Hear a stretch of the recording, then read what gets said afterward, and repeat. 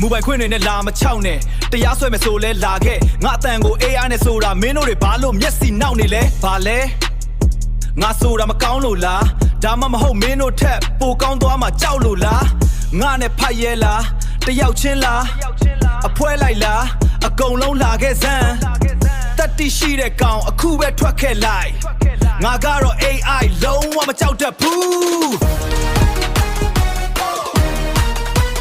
ကြောက်တတ်ရင်လူသွားလောက်လိုက်သွားနီးပညာကိုအတားအဆီးတွေနဲ့လာမပိတ်နဲ့ဒါကခေတ်သစ်ရဲ့အမှုပညာမင်းတို့တွေမသိသေးရင်မှတ်ထားငါရဲ့ဖန်တီးမှုက digital ထဲမှာစီးစင်နေတယ်ဘယ်သူတားဘယ်သူပိတ်ငါကတော့ရှေ့ကိုပဲတိုးမယ်